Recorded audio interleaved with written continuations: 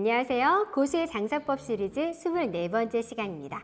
오늘은 시작 전에 여러분들께 아주 재미있는 질문을 드려볼게요.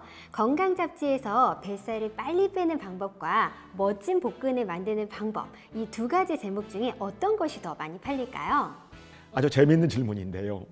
이 질문은 제가 소상공인들이나 자영업자들 강의 때나 아니면 저희 대학원생들에게도 흔히 물어보는 질문 중에 하나입니다.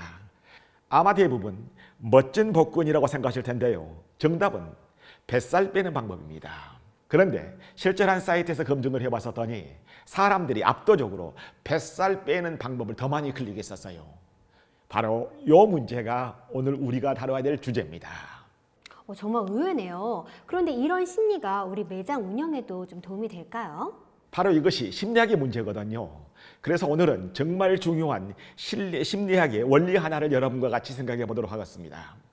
얼마 전에 동탄의 한 합기도장 관장님하고 상담할 기회가 있었습니다. 많은 학부모하고 상담을 하는데 또 아이들이 찾아오는데 실제로는 등록률이 너무 낮다 하는 고민을 털어놓으시더라고요. 우리 관장님 입장에서는 상담만 하고 나면 다 등록했으면 좋았겠지요. 그래서 제가 조금이라도 접근 방식을 이렇게 바꿔보시라 했었더니 등록률이 놀랍게 상승했었어요.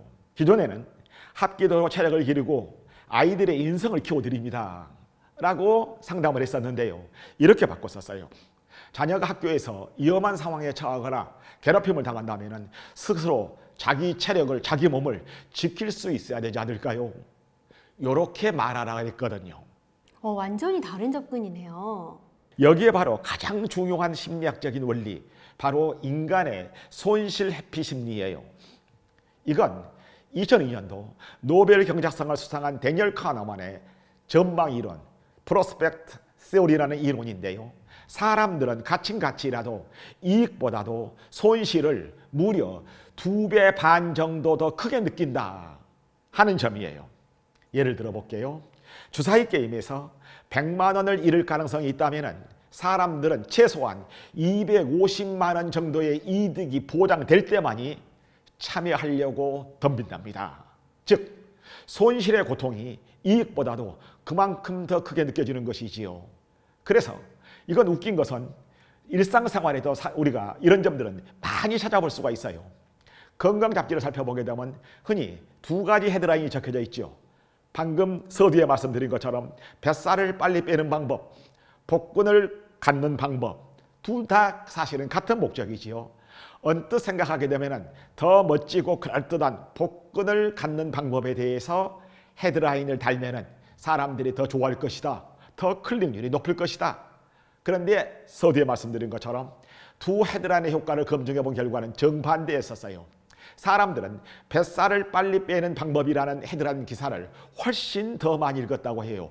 복근을 갖는 방법이라는 혜택보다는 뱃살이 디룩디룩 쪘다는 볼품없는 자기 몸매가 다른 사람에게 보여지는 것이 더 싫었던 것이지요. 사람들은 무언가를 얻는 것보다는 잃는 걸 방지하는 데 더 관심이 많은 거예요. 줬다가 뺏는 것이 그래서 제일 고약한 버릇입니다. 진드기 얘기만 나와도 벌써 가려보시죠? 한 업체에서 침대 렌탈 서비스를 제공했었어요. 그렇다면 침대 렌탈 서비스를 제공하면서 청결하고도 깨끗한 침대에서 주무세요 라고 말하는 것보다는 10년 된 진드기랑 함께 주무시겠어요? 이게 훨씬 효과적이라는 얘기가 됩니다. 자, 그럼 실제 매장에서 이러한 방법들을 어떻게 활용해야 되느냐 하는 것을 매장 유형별로 한번 설명드려 볼게요. 자동차 정비소에서는 엔진 오일을 교체하면 차 성능이 좋아집니다 라는 혜택보다는 노후된 엔진 오일을 계속 사용하면 고속도로에서 차가 멈출 수가 있습니다. 그런 위험을 감수하시겠습니까? 이게 훨씬 강력합니다. 고속도로에서 사실 차가 멈췄다고 생각하면 상상만 해도 아찔하잖아요. 패션 매장에서는 이 재킷 정말 예뻐요 보다는 이 재킷은 오늘까지만 20% 할인되는 것이에요. 내일부터는 이 가격으로는 못 가져갑니다가 훨씬 더 효과적인 것입니다. 그런데 이런 표현들이 너무 좀 강압적으로 느껴지진 않을까요? 사실 강압적이긴 합니다. 그런데 여기서 중요한 것은 강압적이기 때문에 톤 앤 매너가 중요합니다. 협박하듯이 말하면 안 되고 진심으로 고객을 걱정하고 당신에게 더 혜택이 좋은 방법이 무엇이다 하는 것을 진정으로 위하는 마음으로 말해야 됩니다. 예를 들어 볼까요? 가구점에서는 고객님도 아시다시피 가구는 정말로 오래 사용하는 제품인데 품질이 나쁘면 금세 문제가 생겨서 사용하기도 불편하고 나중에 더 후회하게 되지 않을까요? 이렇게 공감하면서 고객을 위하는 마음으로 말해주는 것이지요. 미용실에서도 지금 관리하지 않으면 모발 손상이 심해져서 나중에 복구 비용이 훨씬 더 커집니다 하고 말할 때, 즉 고객의 상황에 진심으로 공감하는 태도가 자연스럽게 나와야 됩니다. 여기에 대해서 스케어시티, 희소성이죠. 희소성 마케팅도 활용해 볼 수 있는 방법입니다. 이게 바로 경제학의 기본 원리거든요. 희소한 것일수록 곧 떨어지고 없다는 것을 말할수록 그만큼 그 제품이나 서비스의 가치가 높아지는 것이거든요. 베이커리에서 매일 50개만 판매하는 인기 크로와상, 오늘은 몇 개 안 남아서 곧 매진됩니다 라고 말하게 되면 고객들이 지금 안 사면 못 먹게 되네 하는 생각에 서둘러서 구매를 촉진하게 되거든요. 이게 바로 요즘 말하는 FOMO, FOMO, Fear of Missing Out 효과라고 볼 수 있습니다. 다른 사람은 다 갔는데 나만 놓칠까 봐서, 나만 못 살까 봐서 그런 두려운 심리를 뜻하는 용어인데요. 특히 이것은 MZ세대들에게는 아주 강력하게 작용하는 심리 중에 하나입니다. 네, FOMO라는 말이 재밌는데요. 그럼 이거를 전략적으로 사용해야 될 때 좀 주의할 점이 있을까요? 자연스럽게 사용해야 됩니다. 거짓말을 하거나 너무 크게 과장하면 안 되고 아까 말씀드린 것처럼 자연스럽게 당신을 이해하는 마음으로 내가 한다. 그런 마음가짐이 담겨 있어야 됩니다. 그리고 윤리적인 한계를 지켜야 돼요.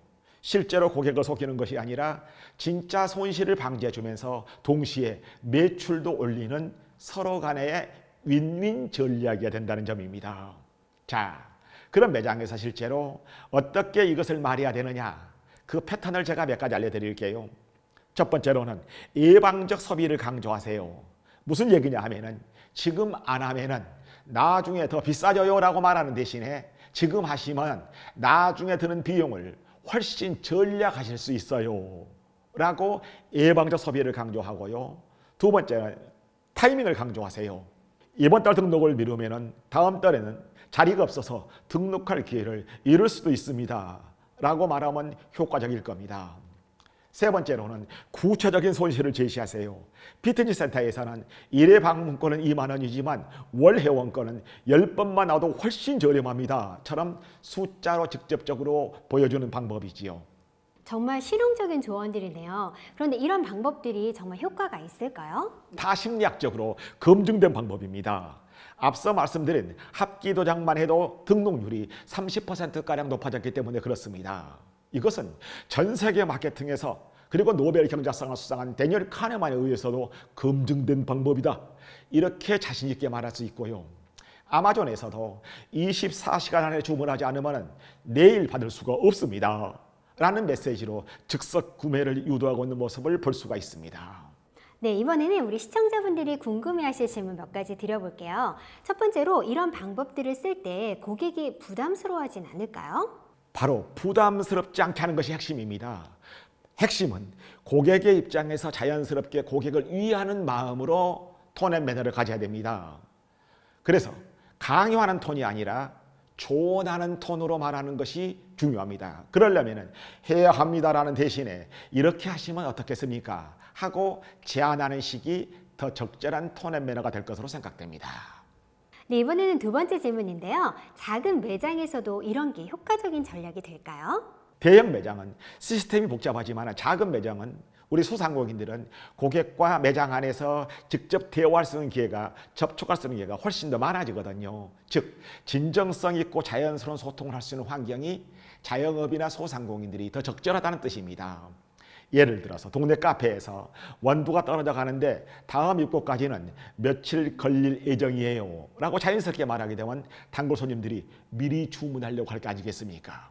네, 마지막으로 이런 방법들을 쓸 때 가장 주의해야 할 점은 뭘까요?